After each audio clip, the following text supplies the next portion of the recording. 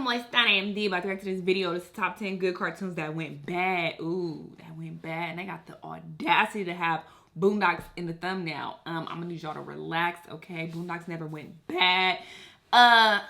It did get less, interesting.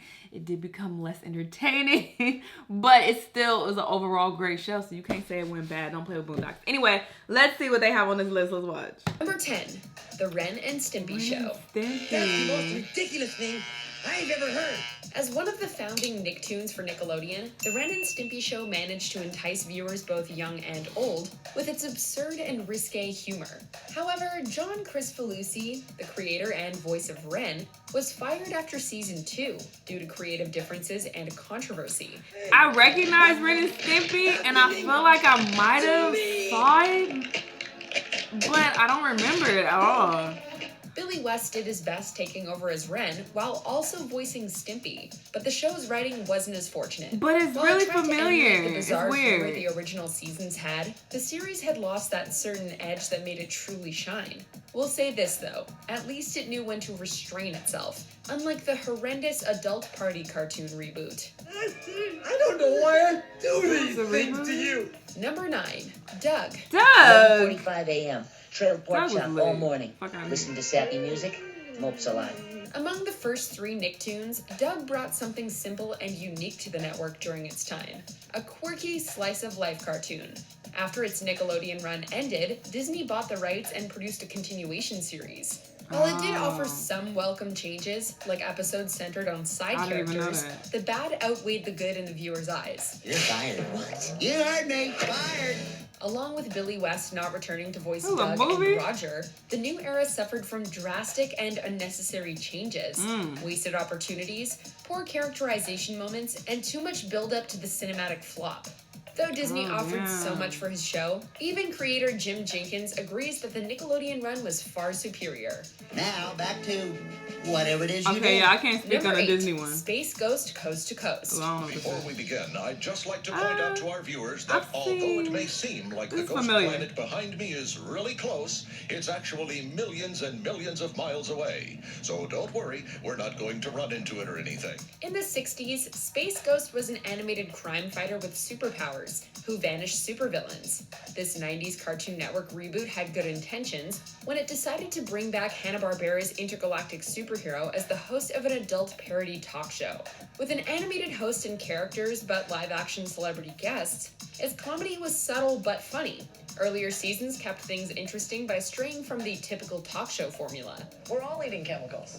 Yes, they help me do my job. And what do you do? I fly and save planets from peril. Later seasons tended more towards spoofs, absurd humor, and surrealism. That is, until the money dried up and the AOL-Time Warner merger changed things. Despite a move to Adult Swim, the series never seemed able to be as free or as weird as it was in the good old days. We learned that.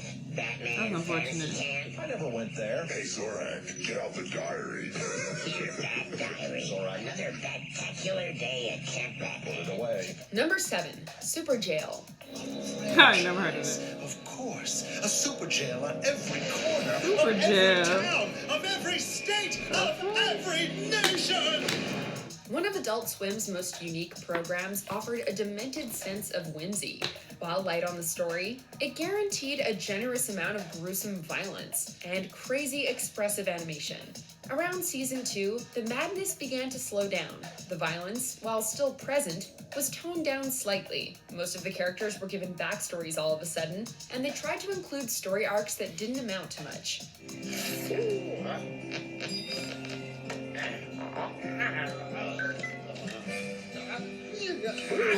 Season 3 tried to combine both previous seasons' styles, focusing on character development while bringing back the mass murders. And But she the got a change in animation penis. didn't sit well with many.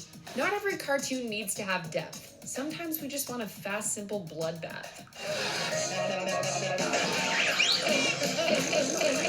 Number 6, Teen Titans. Beast Boy, I'm not I going never back. heard of this I either. can't. What? Why can't you? Because she's not your friend. She's my apprentice. The original Teen Titans series remains one of Cartoon Network's biggest milestones, perfectly blending action and character development with comedy. However, Season 3 suffered due to low ratings and a weak story arc. Season 4's story arc kicked things up a huge notch, which unfortunately left Season 5 feeling underwhelming. While it was still enjoyable, the finale, Things Change, left so many cliffhangers that would never be answered. Not even in the epilogue movie. Sometimes you want to see something that isn't there. The ultimate nail in the coffin was how instead of producing a 6th season to resolve said cliffhangers, Cartoon Network would instead greenlight a comedic reboot of the Titans, which would become the bane of any hardcore fan's existence. That's how it ends? And there is no 6th season to resolve the plots hanging from the cliff? You ended that show? You monster. Number 5, Family Guy. Aren't you a little young to be traveling Not alone? Family Aren't you a Guy. little old to be wearing braces? While by no means family-friendly, Seth MacFarlane's magnum opus knew how to draw in a crowd with its hilarious parodies and social commentary. Thanks to high ratings and fantastic they not DVD lying, sales, actually. the show made a triumphant comeback after getting canceled twice. However, as the series continued, those good old-fashioned values seemed to disappear. The humor suffered greatly due to a heavy reliance on cutaway gags and overly preaching Seth's personal political views. If I screwed up so bad, how come I'm a billionaire? Billionaire? Please, you're worth 700 mil on the high side. Worst of all, the characters became unbearable and needlessly What's cruel, wrong with that? and poor Meg is usually their lightning rod. Seth himself has admitted he wishes the series would end, but no matter the needless shock value, Fox refuses to give it up. Bye-bye, American situation comedy with drawings. Number 4, The Boondocks. No. Tame the white supremacist power structure with cheese! Oh, yes, I can. No, you can't! Oh, it's coming back Based on the 2020. comic strips by Aaron Magruder, The Boondocks was renowned for satirizing socio-political and racial views through the eyes of a young kid. 4 years after the season 3 finale, a 4th season was produced without Magruder's involvement. This ended up being a costly mistake. Yeah. That's it. Now we really are doomed. You know he's only gonna make it worse, right? A show once full of hard, thought-provoking messages was reduced to using forced humor with no real insight, stealing the focus away from Huey, and sucking away most of the other characters' depth. The series finale is ultimately the worst of all, demonizing 2 groups over a petty reason, and then just ends. Unsurprisingly, viewers rejoiced when the series' suffering ceased in 2014. However, just 5 years later, news surfaced that a 2020 TV reboot with Magruder's input was in the works. Can't do it. What? No way, man. Get me out of here. I ain't trying to be around these retards. Number 3, SpongeBob SquarePants. Oops. I guess I ripped my pants again. The little square dude won the hearts of both kids and adults with his likable personality and entertaining stories. The 2004 feature film could have seen the series end on a high note, but Nickelodeon had other plans. Though Steven Hillenburg left production, the show pressed on, for better or worse. The writers resorted to rehashing old episode plots and relied more on mean-spirited humor over the show's original lighthearted spirit. All I did was sell the same old Krabby Patties and call them new. Do you mind? I'm trying to make a money angel here. Ooh, money angel. Added to this was the fact that the cast of fun, relatable characters became one-note imitations, Patrick easily being one of the worst examples. While it can't return to its golden age, fans claimed that Hillenburg's return helped Nick's favorite cash cow to improve. At least it did until the creator's death in 2018. Damn. Number 2, The Fairly Odd What? Parents. I love The Fairly Odd Parents. Inheritance? I inherited the internet. In its golden days, Butch Hartman's crowned creation followed the zany adventures of an average kid and his fairy godparents. It originally ended in 2006, but Nickelodeon ordered another season, and then things turned ugly. Oh, see, I don't know. Doesn't anyone say goodbye anymore? From then on, the characters became less I don't relatable remember and this charming. Not to mention the constant He addition wanted of that girl bland to main sit there. characters growing tiresome. Worst of all, the once witty and silly writing that often knew how to work in a moral was downgraded to cheap pop culture jokes and potty humor, usually going against this series' original continuity and mythos. During its 10th season, the show introduced a new character while removing others, changed from traditional to flash animation, and moved to Nicktoons. But that season was ultimately its last. Chloe's making the rest of of us look like losers. I am not a fan. Believe me, no one else is either. Before we continue, be sure to subscribe to our channel and ring the bell to get notified about our latest videos. You have the option to be notified for occasional videos or all of them. If you're on your phone, make sure you go into your settings and switch on notifications. Number 1, The Simpsons. Ooh. Ay, caramba. They naming some heavy hitters. Excellent.